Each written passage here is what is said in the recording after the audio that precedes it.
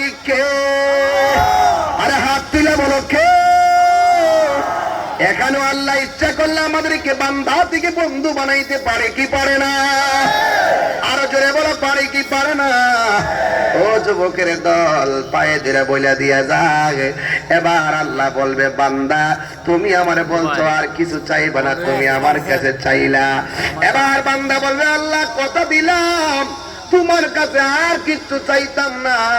এই কথা বলার পরে আমার আল্লাহ জান্নাতের গেটটা যেই মাত্র খুললা দিছে, এবার খুললা দেওয়ার পরে তো বান্দার মাথা পুরাই নষ্ট। ডাক দিয়া বলে আল্লাহ এত সুন্দর, এত সুন্দর জান্নাতের ভিতরে এত সুন্দর নিয়ামত, শুধুমাত্র দরজায় দাঁড় করে রাখবা, মনটা তো চাইতেছে একটু ভিতরে যাইয়া ঘুরতাম।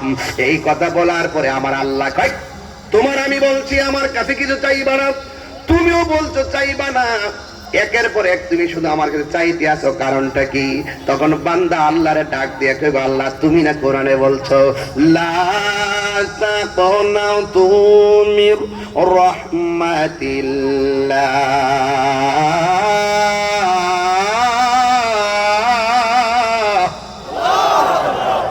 আমার যুবক পোলা পান্ডি কি অবস্থা দেন? শেষ শেষ সাফা সাফা ভাঙ্গে কি অবস্থা দোস না কি শেষ? আরে বলা সাফা সাফা কি পোলা পান দেখ কি অবস্থা, তোরা মতন বেড়া বয়স থাকতে ওখানে খারাপ দেয়া যা 22 বছর ওয়াজ করে লেছি তো। তোরা সাফা সাফা কি একটা অবস্থা দোস না। মোবিল রে মোবিল, মোবিল মনে শেষ। আল্লাহ রাস্তে পারবো বাবা, আল্লাহর কাছে কি কোনো অভাব আছে? কথা কেন অভাব আছে? এর তো শয়তানে লারে, এই যে উঠছে যে এটা শয়তান লারে, কয়েকটা বসে পেশাব কইরা, পেশাব করার পরে কইবো বাইর যা, কম্বলে ডাকতেছে, উঠতে যায় ফেসবুকে মোবাইল টিপতেছে, আবার বন্ধুর মেসেজ কি তারা অনেক ওয়াজির শেষ হচ্ছে তোরে আইস না। এই যে একটা শয়তান যে ধোঁকা দিতেছে, আর মোবিল নামক একটা গজবের কারণে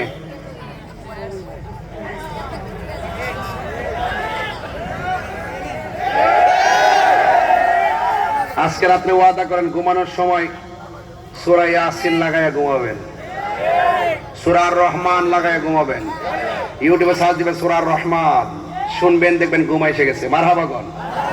30 মিনিট 22 মিনিট তেলাওয়াতটা বাজার পরে অটোমেটিকলি বন্ধ হয়ে যাবো গা, ঠিক আছে? দেখেন তেলাওয়াত শুনতে শুনতে ঘুমাই যাবেন, তবে মোবাইলটা কানের কাছে রাখবেন না, মোবাইলটা আপনার কাছ থেকে মিনিমাম 2 হাত দূরে রাখবেন।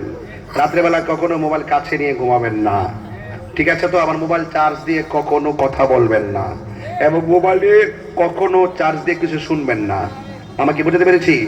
আর কথা যখন বলবেন সব সময় বাম কানে কথা বলবেন, ওকে ওকে?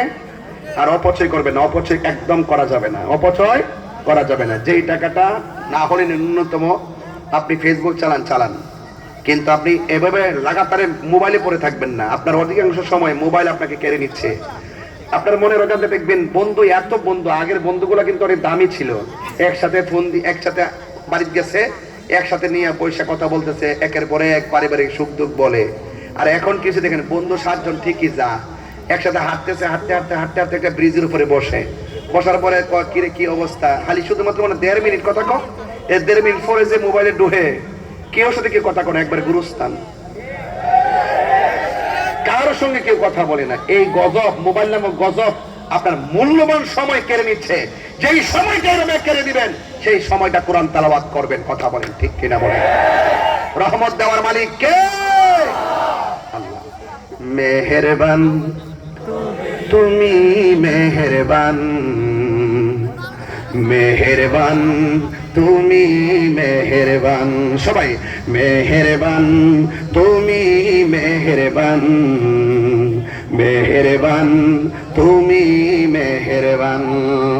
আমি পাপী, গুনাহগার, আমি পাপী গুনাহগার, তুমি ছাড়া কে আছে আর, ক্ষমা করো ওগো প্রভু, তাওবা করি বারে বার, ইয়া রাহিমু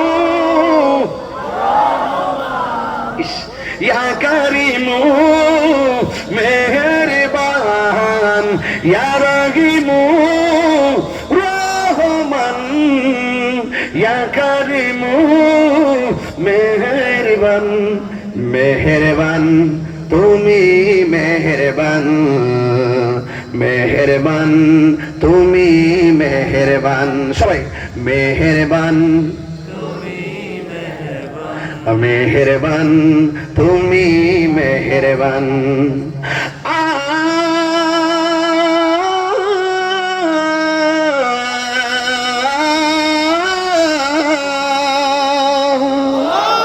জেনে না জেনে হাজার পাপের সাগরে ডুব দিয়েছি পথ হারিয়ে ভুলে বুঝে না বুঝে হাজার পাপের সাগরে ডুব দিয়েছি পথ হারিয়ে ভুলে নিজের প্রতি নিজে সকাল বিকাল সাজে নিজের প্রতি নিজে কাল সাজে জুলুম করেছি বারে বার ইয়া রাহিমু